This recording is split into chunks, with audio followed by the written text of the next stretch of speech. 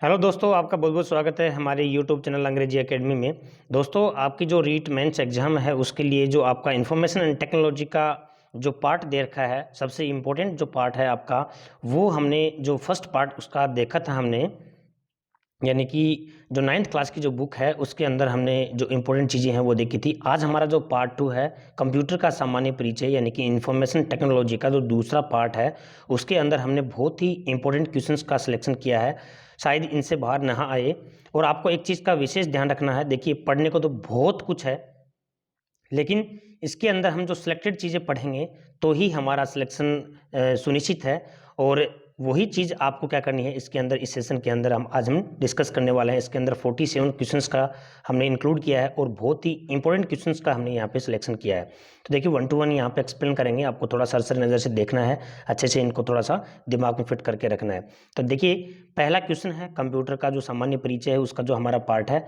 और हमने जो पहला पार्ट जो था वो हमने देख लिया था। उसके अंदर हमारे जो इंपॉर्टेंट चीज़ों जो थी उनका हमने डिस्कशन किया था। ओके डियर, देखिए फर्स्ट ऑफ ऑल, कंप्यूटर की जो उत्पत्ति है वो अंग्रेजी के किस भाषा से हुई है? तो कंप्यूटर की जो उत्पत्ति है वो ध्यान रखना, जो कंप्यूटर का जो भाषा है उसकी उत्पत्ति कंप्यूट शब्द से हुई है, COMPUTE। तो इसका आंसर क्या हो गया? पहला आंसर। कंप्यूटर की जो उत्पत्ति होती है, आजकल ये उत्पत्ति वाले क्वेश्चन ज़्यादा पूछने लग गए हैं। कोई भी आप चाहे जीके का क्वेश्चन देख लीजिए, वहाँ से उसका जो ओरिजिन है वो कहाँ से होता है, that is the main issue. Okay, तो यहाँ ये जो पहला जो आपका आंसर है वो क्या हो गया? कंप्यूट हो गया।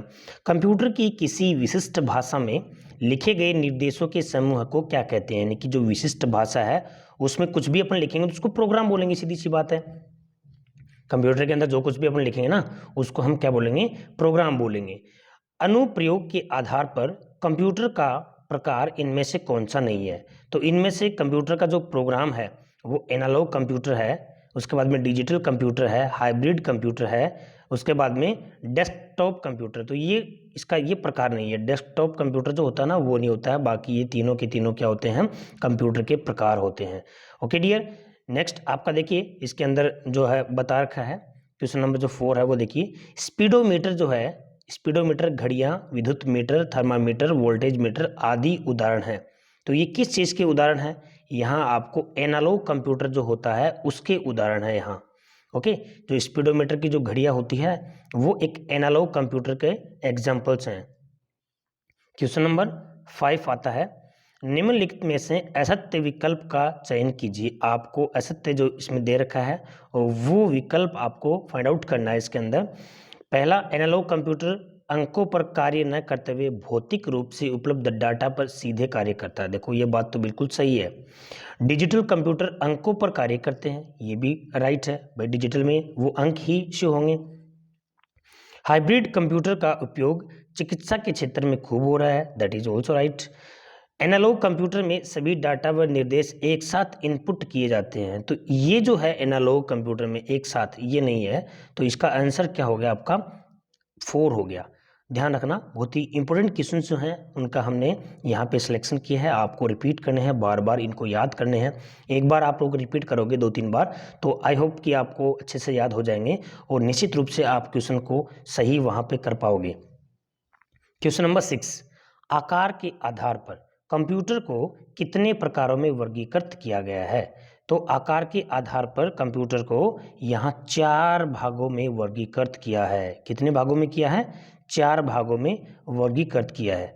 ओके डियर, तो यहाँ देखिए कौन सा है? माइक्रो कंप्यूटर है, मिनी कंप्यूटर है, मेन फ्रेम कंप्यूटर है और सुपर कंप्यूटर है। ये इसके 4 भाग हैं। ये भी थोड़ा आपको ध्यान रखना है। कई बार क्वेश्चन क्या कर देगा यहाँ पे कि निम्न में से जो 4 भाग हैं कंप्यूटर के आकार के आधार पे इनमें से कौन सा नहीं है। तो ये चारों के चारों आपको क्या करने हैं? अच्छे से लर्न करके रखने हैं। ओके, उसके बाद में नेक्स्ट आपका आता है 7, छोटी जो कार्यालय होते हैं। ओके, विद्यालयों, घरों में सामान्यतः किस प्रकार के कंप्यूटर काम में लिए जाते हैं? तो इसके अंदर छोटे जो माइक्रो कंप्यूटर का यूज़ करते हैं अपन। ओके, जैसे कि छोटे छोटे जो कार्यालय होते हैं, छोटी जो अपन जगह होते हैं, तो वहाँ पे माइक्रो जो है कंप्यूटर है। देखिए, माइक्रो कंप्यूटर को पर्सनल कंप्यूटर, PC नहीं कहते कि भाई मेरा PC लेके आओ। अपने घरों में होते हैं ना PC। Desktop computer, laptop computer, palm computer, notebook computer, tablet computer आदि इसके प्रकार होते हैं। इसके अंदर अपन क्या करते हैं, देखो आजकल के जो बच्चे होते हैं वो पर्सनल उसमें सारी चीज़ें होती हैं, जो अपनी स्टडी मटेरियल होता है, नोटबुक वगैरह सब चीज़ें उसके अंदर होता है, उसको बोलते हैं पीसी, पर्सनल कंप्यूटर। ठीक है, ये तो उसको बोलेंगे अपन माइक्रो कंप्यूटर बोलेंगे। आजकल सारा का सारा पूरा का पूरा सिस्टम, और वो छोटा होता है, आप उसको कहीं पर भी लेके जा सकते हो अपने उसमें बैग में रख के। ओके, समझते हैं किस प्रकार के कंप्यूटर का उपयोग बड़े कार्यालयों, बैंक आदि में किया जाता है, यानी कि किस प्रकार का जो कंप्यूटर है बड़े जो कार्यालय होते हैं उनमें अपन करते हैं। तो यहाँ पे मिनी जो कंप्यूटर होता है उसी में बड़े जो बैंक होते हैं, बड़े जो ऑफिसेस होती हैं उनमें मिनी कंप्यूटर। देखो माइक्रो कंप्यूटर और मिनी कंप्यूटर, ये थोड़ा ध्यान रखना। माइक्रो तो क्या हो गया, छोटे जो चीज़ें जो होती हैं, वैसे देखो नाम में क्या है, मिनी छोटा होता है ना वैसे, और माइक्रो थोड़ा बड़ा होता है, लेकिन यहाँ पे जस्ट उल्टा है उसका। यहाँ पे माइक्रो का मतलब जो छोटा है उसकी बात कर रहे हैं। तो ये थोड़ा ध्यान रखना आपको, बड़े ऑफिसों में तो मिनी कंप्यूटर और छोटे जो ऑफिस हैं वहाँ पे माइक्रो कंप्यूटर। ओके, नेक्स्ट है आपका क्वेश्चन नंबर 9। जो IBM 4300, IBM 4381, VAX 4882 आदि किस प्रकार के कंप्यूटर के उदाहरण हैं। तो यहाँ जो मेन फ्रेम कंप्यूटर है, कौन सा मेन फ्रेम जो कंप्यूटर है उसके एग्जाम्पल्स हैं ये थोड़ा इसको ध्यान रखना, अगर याद करने में भी थोड़ा प्रॉब्लम हो तो यहाँ पे 4300, 4381, 8842 ये किसके एग्जाम्पल्स हैं, मेन फ्रेम कंप्यूटर के एग्जाम्पल्स हैं ये।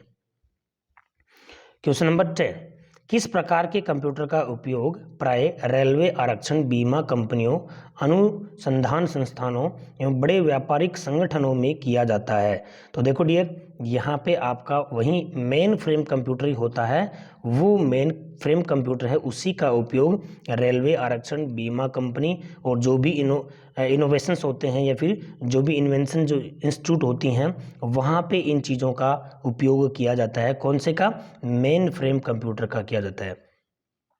सुपर कंप्यूटर का उपयोग भी वैज्ञानिक अनुसंधानों, संगठनों, मौसम की भविष्यवाणी, जैसे कि है ना मौसम की भविष्यवाणी करते हैं हम लोग, भाई आज बारिश होने वाली है, आज अत्यधिक ठंड पड़ने वाली है, या फिर अंतरिक्ष अनुसंधान, प्रयोगशालाओं, रक्षा संगठनों आदि में इस सुपर कंप्यूटर का उपयोग किया जाता है। ये थोड़ा ध्यान रख लेना, इनमें सुपर कंप्यूटर और यहाँ पे मेन कंप्यूटर। जैसे कि नेक्स्ट आता है आपका कि परम और यहाँ पे क्रे, NEC, CDC आदि किस प्रकार के कंप्यूटर के एग्जाम्पल्स हैं। ये जो है कई बार अपन बोलते हैं ना परम 10,000, इस तरह से जो कंप्यूटर होते हैं तो वो सारे के सारे सुपर कंप्यूटर के एग्जाम्पल्स हैं। ठीक है, ये ध्यान रखना, बहुत इंपॉर्टेंट क्वेश्चन है ये कौन से कंप्यूटर के एग्जाम्पल्स हैं, ये सुपर कंप्यूटर के एग्जाम्पल्स हैं, ये नाम है, ये थोड़ा ध्यान रखना। क्वेश्चन नंबर 12, निम्न में से कौन सा एक पूर्णतः भारतीय कंप्यूटर है, यानी कि भारत के अंदर क्या होने वाला प्रोडक्ट जो है वो कौन सा है। तो यहाँ पे आपका आंसर भी क्या आएगा, परम जो कंप्यूटर है वही भारतीय कंप्यूटर है। ठीक है, परम जो कंप्यूटर है वही भारतीय कंप्यूटर है। क्वेश्चन नंबर 13 देखिए, निम्न में से असत्य विकल्प कौन सा है। देखो इसके अंदर आपका काफ़ी बार बार ये चीज़ें पूछी जाती हैं, पुलिस के अंदर भी ये वाला एग्जाम्पल पूछा जाता है। तो यहाँ जो दे रखे हैं क्वेश्चन उनमें ATM की फुल फॉर्म क्या है, ऑटोमेटिक टेलर मशीन, ये भी राइट है। DTP डेस्कटॉप पब्लिशिंग, ये भी राइट है। CAD कंप्यूटर एडेड डिजाइनिंग, ये भी राइट है। यहाँ CBT जो होता है ना, कंप्यूटर बेस्ड ट्रेनिंग न होकर टीचिंग होगा, ये ध्यान रखना है। ठीक है ना, ट्रेनिंग न होकर टीचिंग होगा, इसका ध्यान रखना। तो यहाँ ये जो 4 है ऑप्शन ये राइट होगा। कंप्यूटर की विशेषता है, तो कंप्यूटर की विशेषता क्या है, सक्षमता भी है, स्वचालन भी है, संग्रहण क्षमता भी है, व्यापक उपयोगिता भी है, यानी कि सारे के सारे इसके आंसर इसमें माने जाएंगे। निम्नलिखित में से असत्य विकल्प का चयन कीजिए। असत्य विकल्प जो है आपको फाइंड आउट करना है। इसमें देखते हैं कौन कौन से। कंप्यूटर में बहुत ही तीव्र गति से कार्य होता है, ये सत्य है। कंप्यूटर से प्राप्त परिणाम हमेशा शुद्ध होते हैं, ये भी राइट बात है। कंप्यूटर में सोचने व समझने की क्षमता होती है, ये भी राइट बात है। ओके, कंप्यूटर में मानव मस्तिष्क की तरह स्मरण शक्ति होती है, ये वाली बात सही नहीं है भाई। मनुष्य की तरह है स्मरण शक्ति थोड़ा ना होगी। कंप्यूटर में सोचने समझने की क्षमता तो होती है, क्योंकि अपन जो चीज़ें करेंगे वो सही तो देगा, वो भाई शुद्ध देगा, इसका मतलब सही है, उसमें कैपेसिटी है। बट मनुष्य की मस्तिष्क की तरह उसमें स्मरण शक्ति नहीं होती है। ये वाला क्या है, इसका आंसर हो जाएगा। क्वेश्चन नंबर 16 आता है यहाँ पे, ENIAC और EDVAC किस पीढ़ी के कंप्यूटर थे? ENIAC और EDVAC ये प्रथम पीढ़ी के कंप्यूटर थे। ये ध्यान रखना, जो हमारी पीढ़ियां हैं उनके अंदर जो पहली पीढ़ी के जो कंप्यूटर थे उनमें ये नाम थे। ये थोड़ा अच्छा क्वेश्चन है, ध्यान रखना। 1947 में ब्रेल लेबोरेटरीज द्वारा किसका आविष्कार किया गया? तो यहाँ जो ट्रांजिस्टर है उसका आविष्कार किया 1947 में ब्रेल लेबोरेटरीज द्वारा। तो ये भी ध्यान रखना भाई, ट्रांजिस्टर का आविष्कार कब किया गया? 1947 में। किसके द्वारा किया गया? तो बेल जो लेबोरेटरीज है, बेल लेबोरेटरीज के द्वारा किया गया। या हमारे 3 क्वेश्चंस यहाँ पे क्या हो रहे हैं, बन रहे हैं। क्वेश्चन नंबर नेक्स्ट देखिए, कंप्यूटर के विकास क्रम में प्रथम पीढ़ी के कंप्यूटर का समय काल है। तो जो प्रथम पीढ़ी है उसके कंप्यूटर का समय काल 1942 से 55 तक, यानी कि जो 4 पीढ़ियाँ हुई हैं, यहाँ पे पहली पीढ़ी ये होगी, दूसरी ये होगी, तीसरी ये होगी, चौथी ये होगी। 4 जो पीढ़ियाँ हैं उनमें से पहली पीढ़ी यहाँ से स्टार्ट होती है। ओके, तो यहाँ 1942 से 55 तक यहाँ पीढ़ी का जो समय काल है, प्रथम पीढ़ी का समय काल है वो है। नेक्स्ट आता है IBM 70 सीरीज, IBM 1600 जो सीरीज है, CDC जो 3600, ये किस पीढ़ी के कंप्यूटर थे? ये सारे के सारे जो है वो कौन सी पीढ़ी के कंप्यूटर थे? ये जो सेकंड जो जनरेशन है, द्वितीय जो पीढ़ी है उसके कंप्यूटर थे। क्वेश्चन नंबर 20, किस पीढ़ी के कंप्यूटरों में बड़े पैमाने के एकीकृत परिपथ, वेरी लार्ज स्केल इंटीग्रेटेड, प्रयुक्त हुए हैं? तो ये ध्यान रखना, जो चतुर्थ पीढ़ी होती है उसके जो कंप्यूटर बने हैं ना जितने भी, वो इंटीग्रेटेड स्केल पे हुए हैं, एकीकृत जो परिपथ है उसमें प्रयुक्त हुए हैं। ये वाली जो 4th जनरेशन है उसका। कंप्यूटर का मुख्य भाग जिसमें केंद्रीय संसाधन इकाई अथवा CPU होता है। तो ये तो आपको वैसे आना चाहिए, सिंपल सा ही है। तो इसके अंदर जो हमारा सिस्टम यूनिट है, कौन सा? सिस्टम यूनिट, उसमें है ये सारी की सारी चीजें हैं। नेक्स्ट आता आपका 22, कंप्यूटर तंत्र मुख्यतः है किन इकाइयों से मिलकर बना है? सिस्टम यूनिट, इनपुट यूनिट, निर्गम इकाई, उपयुक्त सभी। तो इसके अंदर सारी चीज़ों से, सिस्टम यूनिट से भी बना है, इनपुट यूनिट से भी बना है, निर्गम जो इकाई होती है उससे भी। आंसर क्या आ गया? 4। कंप्यूटर में डाटा तथा प्रोग्राम विवरणों की प्रविष्टि के लिए प्रयुक्त की जाने वाली युक्तियां हैं, कौन सी हैं? Input unit. इनपुट यूनिट के द्वारा ही हम सारी चीज़ें करते हैं। कोई भी चीज़ हम प्रविष्टि करेंगे उसके अंदर तो वो क्या कहलाएगा? इनपुट किया हमने। कोई भी प्रोग्राम हम बनाएंगे तो वो इनपुट में ही आता है, ठीक है। नेक्स्ट है 24 का, keyboard, mouse, floppy disk, scanner आदि उदाहरण है। ये जो आपके आते हैं ना, माउस आ गया, फ्लॉपी डिस्क आ गया, स्कैनर आ गया, ये किस चीज़ के एग्जाम्पल हैं? तो ये भी इनपुट यूनिट के एग्जाम्पल है। सारे सारे क्या है? वैसे तो क्या है, ये आपके जो हैं हार्डवेयर में आते हैं, है ना, लेकिन आपके जो स्कैनर होता है, फ्लॉपी होता है, माउस होता है, ये सारे इनपुट यूनिट के ही एग्जाम्पल हैं। कंप्यूटर से प्राप्त निष्कर्षों को लिखने तथा उन निष्कर्षों को मानवीय भाषा में प्रयुक्त करने वाली युक्तियां हैं। देखिए कौन सी युक्ति हैं, देखिए जरा, सिस्टम यूनिट है या इनपुट यूनिट है या निर्गम इकाई है या फिर इनमें से कोई नहीं। तो ये क्या है? निर्गम इकाई है। आगम इकाई अर्थात इनपुट यूनिट, निर्गम इकाई अर्थात आउटपुट यूनिट। ध्यान रखोगे ना, जो आगम इकाई है उसको बोलेंगे इनपुट यूनिट, और जो निष्कर्ष जो निकलता है उसका क्या निकलता है भाई? आउटपुट निकलता है। भाई आपने कोई चीज़ उसमें डाला, तो कंप्यूटर पे टाइप किया और वो चीज़ आपके सामने आई, उसका रिजल्ट निकल के आया, आउटपुट ही बोलेंगे उसको। तो आउटपुट को हम क्या बोलेंगे? निर्गम इकाई। और आपने इनपुट किया कोई चीज़, तो वो क्या होती है, आगम इकाई। ये दोनों चीज़ों का ध्यान रखना, इनपुट यूनिट को क्या बोलते हैं और आउटपुट यूनिट को क्या बोलते हैं, ये दोनों चीज़ इंपॉर्टेंट चीज़ है ये। 26, निम्न में से निर्गम इकाई का उदाहरण नहीं है। अब इसको थोड़ा अंदाजा लगाओ, देखो तो निर्गम इकाई है उनका एग्जाम्पल कौन सा नहीं है। Monitor, printer, GPS, motherboard. तो ये सारे के सारे तो क्या हैं, आपके जो है इनपुट करने वाले हैं, ठीक है। और ये जो निर्गम इकाई का उदाहरण नहीं है वो मदरबोर्ड होता है, यानी कि सीपीयू के अंदर जो मदरबोर्ड होता है वो निर्गम इकाई का नहीं है, ये ध्यान रखना। सीपीयू के 3 भाग कौन कौन से हैं, तो सीपीयू के 3 भाग जो हैं वो कौन कौन से हैं, देखिए कंट्रोल यूनिट भी होता है, अर्थलॉजिकल यूनिट भी होता है, ओके, मेमोरी स्टोरेज वाला जो है वो भी होता है। इसका मतलब सारे के सारे हैं, सिंपल सा ही ना, ये तो आपको सबको आता है भाई। सीपीयू जो होता है जिसको हम ब्रेन बोलते हैं, कंप्यूटर का मॉनिटर का ब्रेन बोलते हैं, उसमें कंट्रोल यूनिट भी होता है, एएलयू भी होता है, मेमोरी जो स्टोरेज होता है वो इसमें तो होता है ना। तो ये वाला क्या आ गया आपका आंसर 28। कंप्यूटर में कंट्रोल यूनिट के प्रमुख कार्य हैं, जो सीपीयू होता है उसके जो प्रमुख कार्य होते हैं वो कौन कौन से होते हैं। यह कंप्यूटर की समस्त आंतरिक क्रियाओं का संचालन करती है, बिल्कुल सही बात है। इनपुट आउटपुट क्रियाओं को नियंत्रण करती है, ये भी है, वो हर चीज़ को कंट्रोल करके रखती है। मेमोरी से प्रोग्राम बढ़ती है और उनकी व्याख्या करती है, दैट इज ऑल्सो राइट।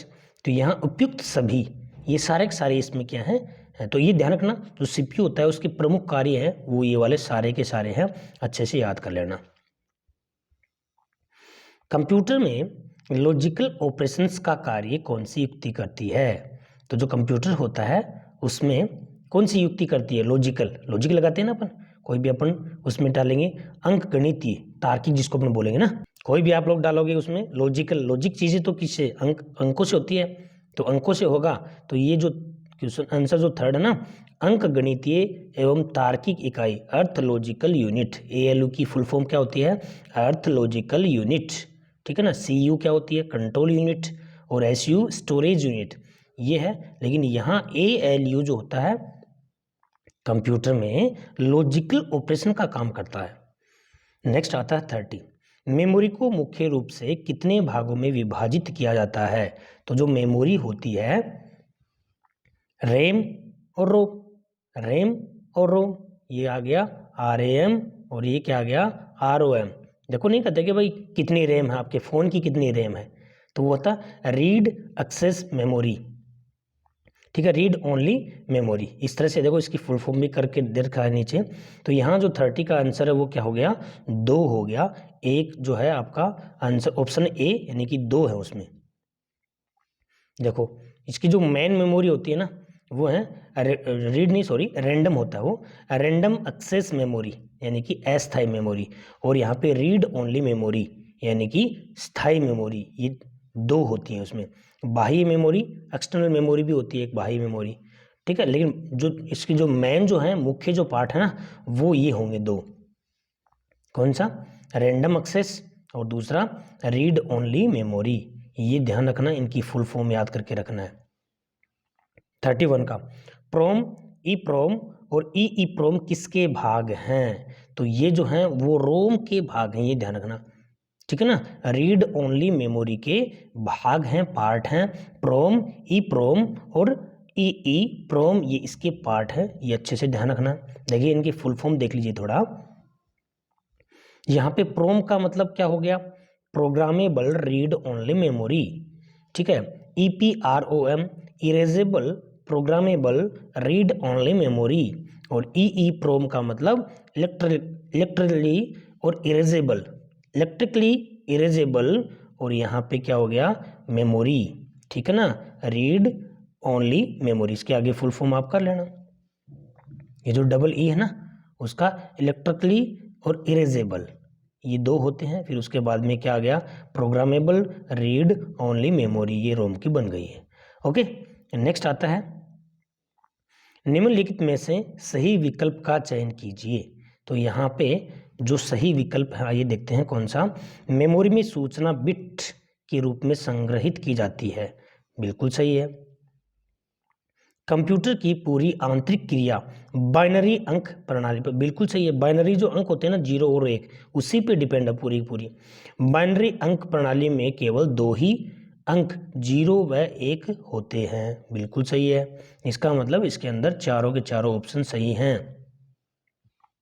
ये थोड़ा अच्छा सा तैयार करके रखना है। निम्नलिखित में से सही विकल्प का चयन कीजिए। तो सही विकल्प जो है वो कौन सा है, देखते हैं। 1 बिट का मान 0 अथवा 1 ही होता है, बिल्कुल सही है। 8 बिट से मिलकर 1 बाइट होता है, ये भी राइट है। कंप्यूटर में सभी डाटा 0 अथवा 1 में ही संग्रहित होते हैं, ये भी सही है। इसका मतलब इसमें भी चारों के चारों ऑप्शंस हैं, तो आपका आंसर क्या बन गया, 4। नेक्स्ट, निम्नलिखित में से सही विकल्प का चयन कीजिए। मेमोरी की सबसे छोटी इकाई बिट है, ठीक है। उसके बाद में नेक्स्ट आता है, तो ये जो मेमोरी की सबसे छोटी इकाई क्या है, बिट ही होती है। 4 बिट के समूह को निब्बल कहते हैं, ये ध्यान रखना। निब्बल किसे कहते हैं, आपसे पूछ सकते हैं चीज। टेराबाइट टीबी, टीबी की फुल फॉर्म क्या होती है, टेराबाइट मेमोरी की सबसे बड़ी इकाई होती है। कोई आपसे पूछे कि मेमोरी की सबसे बड़ी इकाई क्या होती है, टीबी बोलोगे, टेराबाइट। तो इसका मतलब इसके अंदर सारे के सारे ऑप्शन हैं, ऑप्शन 4 इसमें राइट है। तो ये थोड़ा सा आपको ध्यान रखना है कि मेमोरी की सबसे छोटी इकाई बिट होती है, टीबी की फुल फॉर्म क्या होती है, या फिर सबसे बड़ी इकाई है वो क्या होती है। 4 बिट के समूह को निब्बल कहते हैं। आपसे पूछे कि निब्बल किसे कहते हैं, तो ये 3 ऑप्शन जो हैं वो एक डेफिनेशन के रूप में you must learn please. Next 35, निम्नलिखित में से सही विकल्प का चयन कीजिए। तो ये जो विकल्प दे रखे हैं उनमें से सही विकल्प है वो कौन सा है। 1024 बाइट को 1 किलोबाइट यानी कि केबी, ये तो सबको पता है। सबसे पहले जो चीज़ें है ना ये सिखाई जाती हैं, आप जिस तरह से रोज़ जीबी का यूज़ करते हो ना पढ़ाई के अंदर, तो वो इसी चीज़ें से मिलकर बनी है। 1024 किलोबाइट यानी कि केबी को 1 मेगाबाइट यानी कि एमबी, ठीक है ना। एमबी नहीं कहता कि भाई ये वाला जो है वो लेसन है वो इतने एमबी का है, वीडियो ये वाला इतने एमबी का है। तो जो मेगाबाइट होता है एमबी का फुल फॉर्म। आगे 1024 मेगाबाइट को 1 गीगाबाइट यानी कि जीबी, ये वाला क्या हो गया, जीबी। 1 जीबी, 1 केबी, 1 एमबी, ये मिलकर क्या बनते हैं 1024। तो ये थोड़ा सा प्लीज़ ध्यान रखना, बहुत अच्छी जो यहाँ पे है, और आपसे ये नॉर्मली पूछ सकते हैं। तो इसके अंदर भी आपका जो उपयुक्त सभी यानी कि आंसर 4 आ गया। निम्नलिखित में से हार्डवेयर का उदाहरण है। तो हार्डवेयर और सॉफ्टवेयर मैंने आपको अच्छे से समझाया था। तो हार्डवेयर क्या है, यहाँ पे सीपीयू भी है। जो चीज़ दिखती है आपको वो क्या कहलाएगी, हार्डवेयर कहलाएगी। और जो चीज़ दिखती नहीं है यानी कि आपके मोबाइल है उसके अंदर सॉफ्टवेयर में क्या है क्या नहीं है वो सॉफ्टवेयर कहलाते हैं। आपको पता है क्या उसमें, ठीक है। वो एक सिर्फ आपको इमेज तो दिखती है और इन चीज़ों को आप टच करके देखते हो, तो दैट इज कॉल्ड हार्डवेयर। तो सीपीयू, माउस, प्रिंटर, स्पीकर, ये सारे के सारे क्या हैं, हार्डवेयर के एग्जाम्पल्स हैं। 37, प्रोग्राम का वह समूह है जो कि कंप्यूटर के भौतिक भागों तथा यहाँ सॉफ्टवेयर को नियंत्रित करता है। तो जो कंप्यूटर का ऐसा कौन सा भाग है, तो इसके अंदर आपका क्या आ गया, सिस्टम सॉफ्टवेयर।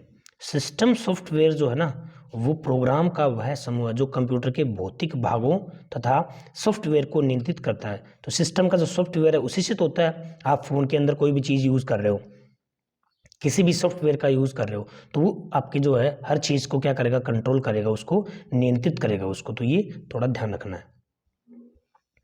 सिस्टम सॉफ्टवेयर के कार्य देखिए, अब यहाँ सिस्टम सॉफ्टवेयर के कौन कौन से कार्य हैं। सिस्टम सॉफ्टवेयर अन्य सभी सॉफ्टवेयरों का निष्पादन करता है, ये भी सही है। यह उपयोगकर्ता जो होता है, यूजर जो होता है ना, तथा कंप्यूटर हार्डवेयर के मध्य संबंध स्थापित करता है, ये भी सही बात है।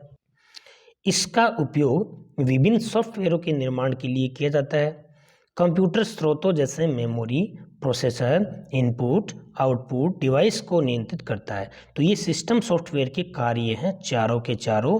ये आपको अच्छे से लर्न कर लेने हैं कि सिस्टम सॉफ्टवेयर के कौन कौन से कार्य हैं। यहाँ आपको कोई भी 3 दे देगा और एक ऑप्शन दूसरा दे देगा, या ऑल ऑफ दीज यानी कि उपयुक्त सभी दे देगा, तो वो आपको थोड़ा सा ध्यान करके रखना है। ओके डियर, नेक्स्ट आता है आपका यहाँ पे सिस्टम सॉफ्टवेयर में अग्रलिखित प्रोग्राम सम्मिलित होते हैं। जो सिस्टम सॉफ्टवेयर होता है, 39 का क्वेश्चन है, ये वाला 2 बार हो गया इसलिए थोड़ा इसको।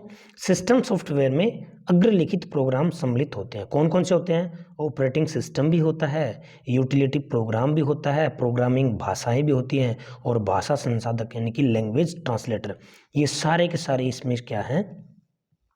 प्रोग्राम की जो सिस्टम सॉफ्टवेयर होता है उसके अग्रलिखित प्रोग्राम है। इसमें सारे के सारे इसमें क्या हैं? शामिल हैं। तो आपको कोई भी एक ऑप्शन दे देगा या फिर ऑल ऑफ दीज जैसे उपयुक्त सभी ऐसे देखिए, तो ये थोड़ा सा आपको अच्छे से ध्यान रखना है। कंप्यूटर भाषाओं को मुख्यतः 3 भागों में बांटा है। तो देखो, कंप्यूटर भाषा को मुख्यतः 3 भागों में कौन कौन से में बांटा है? देखिए, कंप्यूटर मशीन भाषा क्या होती है? मशीन भाषा, low level language LLL binary भाषा होती है, और दूसरी क्या होती है? मिडिल लेवल MLL, और तीसरी क्या होती है? High level language HLL। तो ये 3 भाषाओं में बांटा गया है। चौथा यहाँ ऑप्शन आपको दे देगा उपयुक्त सभी, या फिर इनमें से जो भी एक दे के और आपको ऑप्शन कैसे भी करके दे देगा। तो ये 3 भाषाओं में बांटा है, वो तीनों की तीनों भाषाएं आपको क्या करना है? अच्छे से याद रखना है। भाषा संसाधक लैंग्वेज ट्रांसलेटर, ये जो प्रमुख उदाहरण हैं किसके एग्जाम्पल्स हैं? ये कंपाइलर के एग्जाम्पल भी है, इंटरप्रेटर के भी हैं, असेंबलर के भी हैं। इसका मतलब ये सभी के एग्जाम्पल है लैंग्वेज ट्रांसलेटर। ये प्रमुख उदाहरण इन सब के हैं। ओके, तो ये भी अच्छा क्वेश्चन है। कंप्यूटर और उपयोगकर्ता के बीच योजक कड़ी है। कंप्यूटर और जो यूजर होता है उसके अंदर जो कड़ी है वो एक ऑपरेटिंग सिस्टम के द्वारा ऑपरेट जो होता है। देखो, ऑपरेटिंग सिस्टम का मतलब ऑपरेट का मतलब कोई भी चीज़ आप चलाते हो, ठीक है। तो ऑपरेटिंग सिस्टम जो है उसके बीच की कड़ी जो है वह यहाँ पे कंप्यूटर और जो यूजर होता है ना उसके बीच की कड़ी को ऑपरेटिंग सिस्टम बोलते हैं। ऑपरेटिंग सिस्टम का प्रमुख कार्य है, तो ऑपरेटिंग सिस्टम का स्मृति प्रबंधन, फाइल प्रबंधन, यूजर इंटरफेस, यूटिलिटीज, ये सभी के सभी ऑपरेटिंग सिस्टम के कार्य हैं। तो आंसर क्या आ गया? 5। हार्डवेयर तथा सॉफ्टवेयर के मध्य एक सेतु का कार्य करता है। तो यहाँ ऑपरेटिंग सिस्टम ही ध्यान रखना, हार्डवेयर और सॉफ्टवेयर के बीच ऑपरेटिंग सिस्टम का काम करता है। ओके, क्वेश्चन नंबर 45, निम्नलिखित में से सिंगल यूजर ऑपरेटिंग सिस्टम का उदाहरण है। तो सिंगल यूजर ऑपरेटिंग सिस्टम का जो एग्जाम्पल है वो क्या है? विंडोज है। कौन सा है? विंडोज है। ओके, निम्नलिखित में से मल्टी यूजर ऑपरेटिंग सिस्टम का उदाहरण है। तो मल्टी यूजर ऑपरेटिंग सिस्टम की जो एग्जाम्पल्स हैं वो लाइनेक्स हैं। क्या है? लाइनेक्स हैं। ओके, प्रोग्राम को जो कंप्यूटर के विभिन्न भागों के रखरखाव तथा मरम्मत का कार्य करते हैं। कौन करता है? इसका जो यूटिलिटी जो प्रोग्राम है वो ही करता है। इसका जो प्रोग्राम जो है उसके कंप्यूटर में विभिन्न भागों के रखरखाव तथा उसका मरम्मत जो होता है वो यूटिलिटी प्रोग्राम के द्वारा होता है। ओके डियर, इस तरह से आपके इम्पोर्टेंट क्वेश्चंस हमने इंक्लूड किए हैं, और आपको प्लीज़ लाइक करना है, शेयर करना है, और आप नए हो तो सब्सक्राइब करना है। आपके लिए आपका जो है शेयर करना, सब्सक्राइब करना, आपका कमेंट करना, ये हमें मोटिवेट करता है आपके एग्ज़ाम के लिए, और भी हम रेडीमेड जो इम्पोर्टेंट क्वेश्चंस हैं वो लेके आएंगे। Thanks for watching it.